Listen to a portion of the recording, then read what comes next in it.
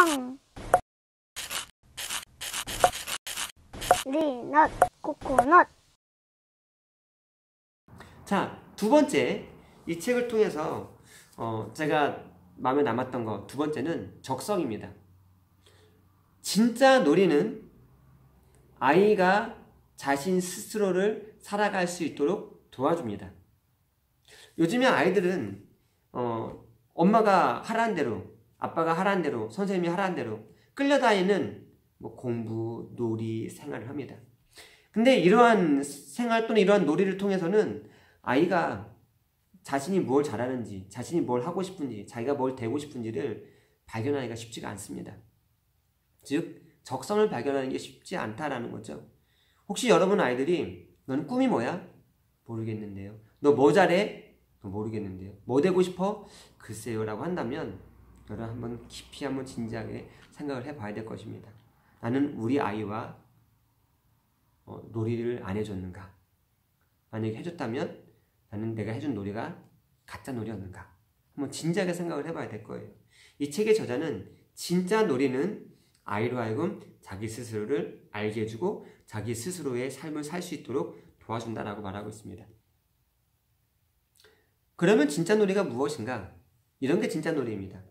첫 번째는 아이가 즐길 수 있는 거예요. 억지로 하는 놀이, 마지못해 하는 놀이, 스트레스 받지 못하는 놀이가 아니라 정말 말 그대로 즐겁게 즐길 수 있는 놀이. 이게 진짜 놀이고요. 두 번째는 아이가 스스로 시작하고 끝낼 수 있는 놀이입니다. 시작과 끝.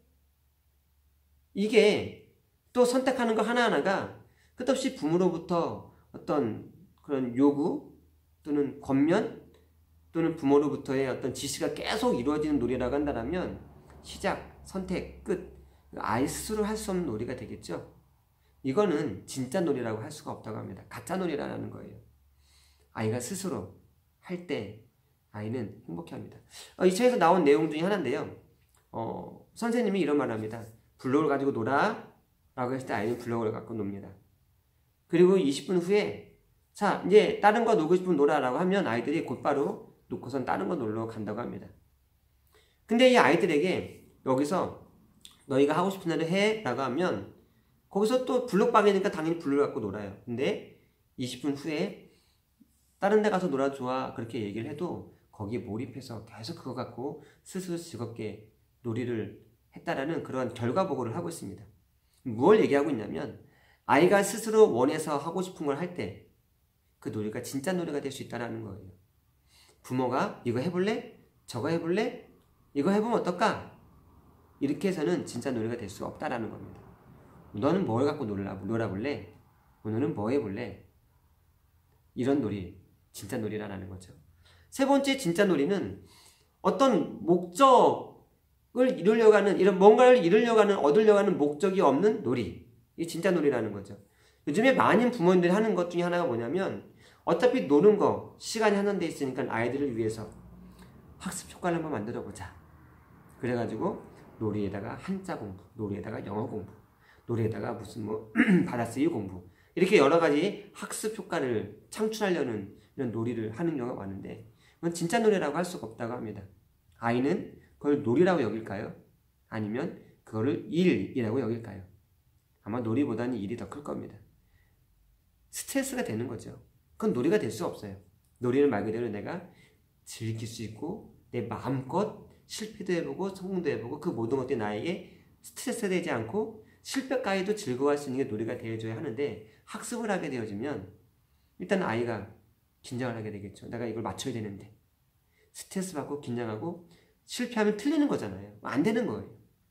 이런 놀이는 진짜 놀이라고 할 수 없다고 합니다. 여러분, 우리는 진짜 놀이를 하고 있습니까? 아니면 가짜 놀이를 하고 있습니까? 진짜 놀이를 아이들로 하여금 하게 하십시오. 그럴 때 아이들은 자기 스스로의 적성을 발견하게 되어지고 그리고 나는 무엇을 좋아하고 무엇을 잘하고 무엇을 하고 싶은가를 깨닫게 될 것입니다. 요즘에 아이들이 고등학교 3학년 되어지면 전공 뭐 할래? 너 뭐가 되고 싶어? 너 뭐 잘해? 자신의 적성을 잘 발견을 못하죠. 그러다가 대학교 가서 뒤늦게 해서 적성을 발견하는 모습을 종종 봅니다. 그런 생각을 해봐요. 아이들이 혹시 가짜놀이를 진짜 놀이를 하지 못해서 이런 상황이 생긴 것은 아닐까, 그런 생각을 해봅니다. 저도 아이들에게 가짜 놀이를 많이 시켜봤습니다. 야야야, 카드 놀이 하자 그래 놓고서 하는 게 한자 카드예요. 여러분 해봤습니까? 야, 우리 영어 놀이 하자. 그래서 카드를 펼쳐놓은 게 영어 카드예요. 그 제가 아이한테 야, 이건 뭐지? 공격! 하면서 영어를 말해요. 그럼 아이가 답변을 하겠죠? 근데 얼굴은 미소와 즐거움이 아니라 경직입니다. 아빠 언제 끝나? 이거 언제까지 해야 돼? 가짜 놀인 거죠. 하다가 아이가 너무 스트레스 받는 것 같아서 일찌감치 그만뒀는데 잘한 것 같아요. 이러한 가짜 놀이로는 아이의 건강한, 놀이를 통해서 얻을 수 있는 그런 많은 효과들, 건강한 발달 얻을 수 없을 뿐만이 아니라 아이 스스로 자신 스스로를 이해하고 자기 스스로를 살아갈 수 있도록 돕는 역할을 할 수가 없다라는 것 기억하시고, 우리가 진짜 놀이를 통해서 아이의 스스로 적성을 깨닫고 자기 스스로의 삶을 살아갈 수 있도록 돕는 우리가 됐으면 좋겠습니다. 세 번째로 이 책을 통해서 제가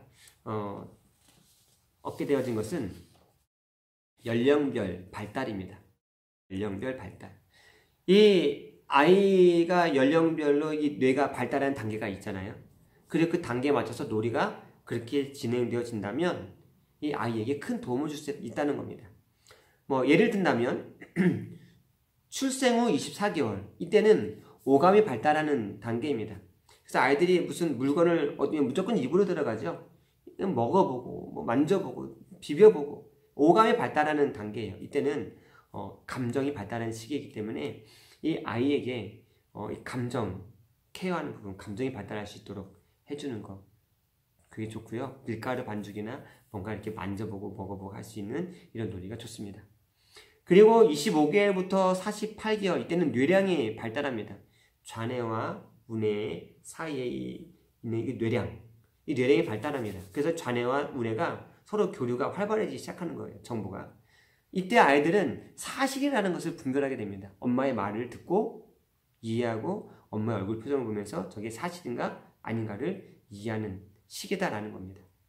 이때 아이들에게는 상상놀이나 역할놀이 이런 것들을 시켜주면 좋다고 그러고요. 조합식이라고 합니다.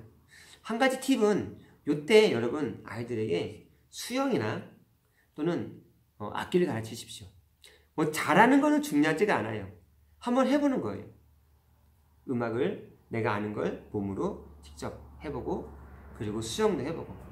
이때 수영을 배운 아이들은요, 위급한 상황이 되어지면 수영을 한다고 합니다.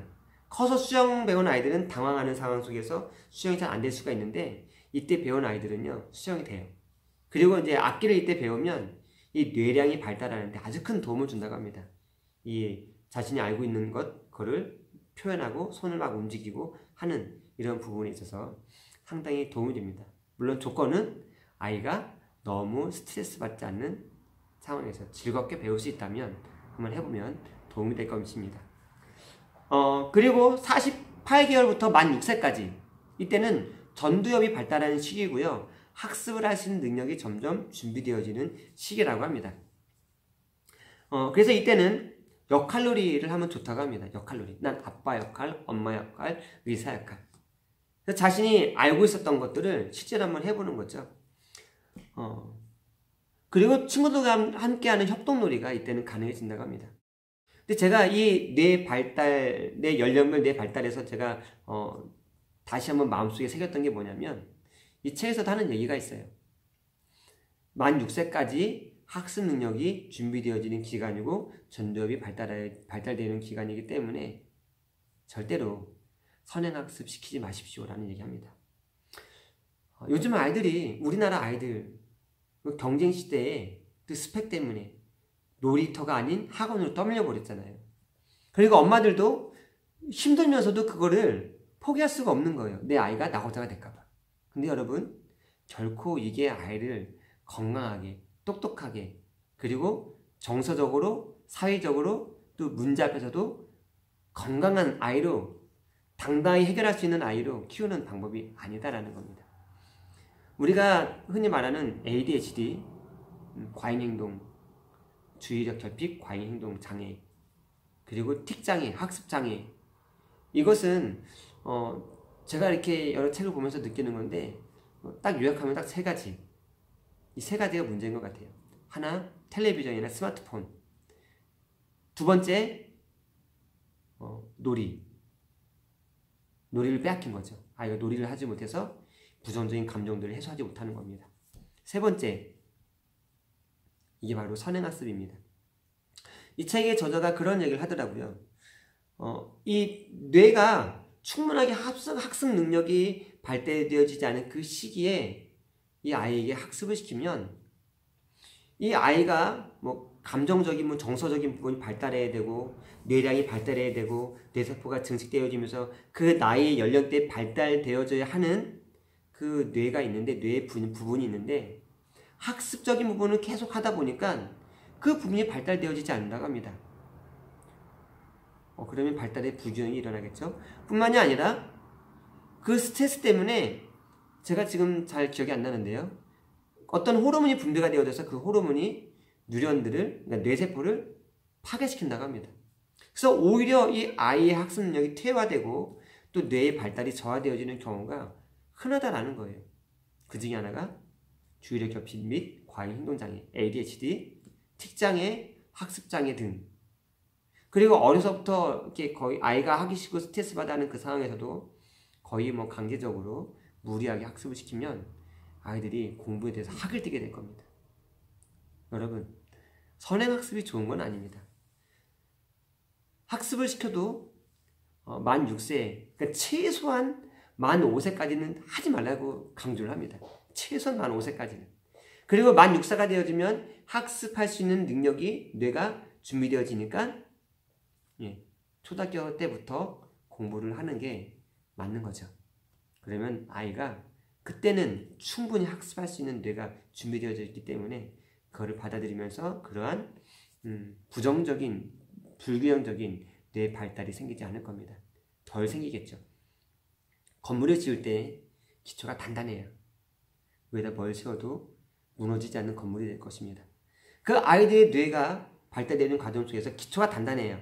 감정적인 부분, 그리고 이 뇌량이, 그리고 전두엽이 건강하게 잘 다져졌을 때, 잘 발달했을 때 그 위에 쌓는 것들이 단단하게 세워질 수 있을 것입니다. 근데 이게 단단하게 쌓여지지 않은 기초가 약하다고 한다면 무너질 수 있겠죠. 그래서 제가 이 연령별 발달 단계를 읽으면서 그래, 선행학습이 다가 아니지라는 생각을 했습니다. 실제로 저는 우리 첫째 아이에게는 선행학습이라면 선행학습이겠죠. 5살 때, 6살 때, 7살 때 공부를 가르쳤습니다. 아이가 참 힘들어했어요. 스트레스도 많이 받고, 아빠 이거 하면 안 돼? 그러면 오늘 약속했잖아, 하기로 한 것까지는 해야지. 그래서 아이가 그걸 했습니다. 물론 지금도 공부를 곧잘 하기는 해요. 근데 여러분, 아이가 건강할까요? 사회성은 어떨까요? 지금 많이 좋아졌어요. 네, 많이 좋아졌고 저도 아이를 예전처럼 대하지 않으려고 노력을 많이 하고 있습니다. 둘째, 셋째는 거의 방치를 시켰습니다. 지금도 뭐 공부를 거의 시키지 않았어요. 어떤 부모님들은 이제 둘째가 7살이거든요. 내년에 학교를 가는데 어떤 부모님은 이렇게 말할 겁니다. 괜찮겠어요? 그래도 한글은 떼고 학교에 가야 되지 않겠어요? 이렇게 말할 수도 있어요. 한글은 이제 천천히 시작하려고 합니다. 이제 만 6세가 지났으니 천천히 한글을 시키려고 합니다.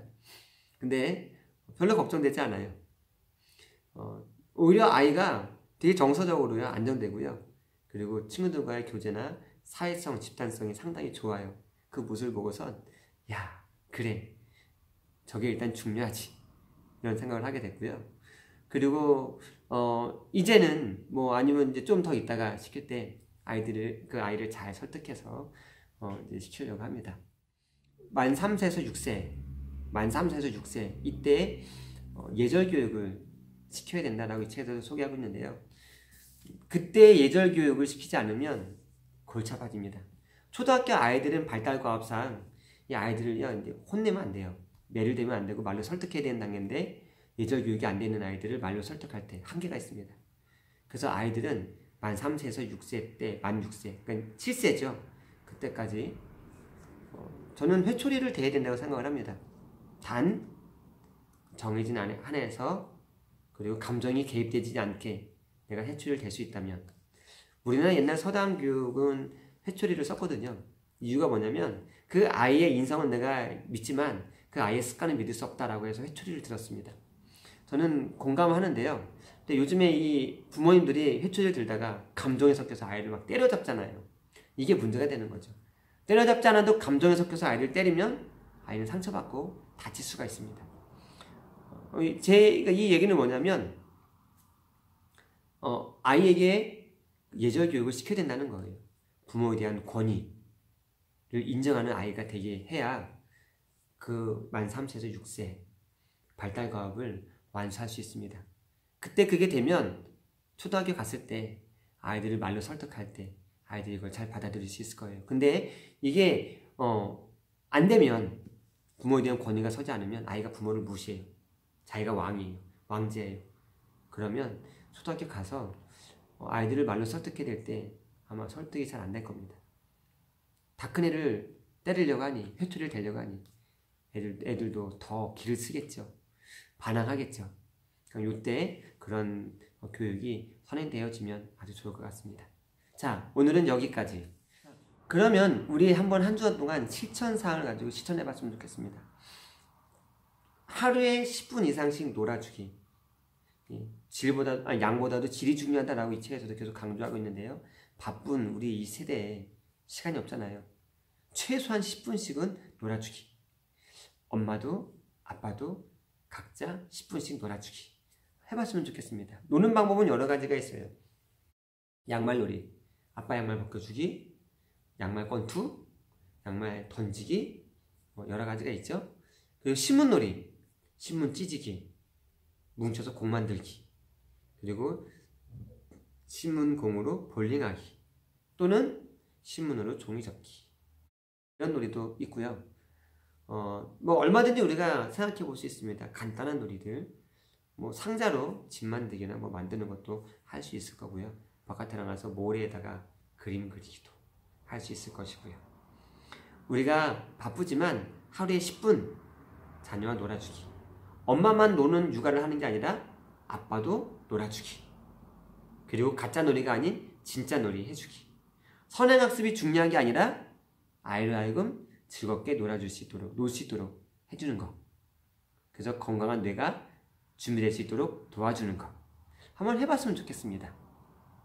자, 오늘은 여기까지 하고요. 혹시 여러분 도움이 되셨다면 좋아요, 구독하기 눌러주세요. 그리고 여러분 혹시 내가 실천사항을 하는 가운데 우리 아이에게 뭔가 달라진 일이 있다라고 하면 댓글로 꼭 글을 남겨주길 부탁드립니다. 또 한 가지 더 함께 나누고 싶은 책이 있다고 한다면 댓글에 달아주세요. 그럼 제가 함께 높은 리뷰를 하도록 하겠습니다. 다음 주에는 이 책을 함께 나누려고 합니다. 아이의 정서지능. 놀이를 많이 하면 아이의 정서지능이 높아지겠죠. 요즘에는 IQ보다도 EQ 이런 정서지능, 여기에 많은 사람들이 관심을 갖습니다. 우리 엄마들도 몰랐던 아이의 정서지능 지수 이런 건데요. 정서지능에 대한 내용입니다. 기대가 되십니까? 이 책도 EBS 다큐 프라임 화제작입니다. 엄마도 모르는 우리 아이의 정서지능.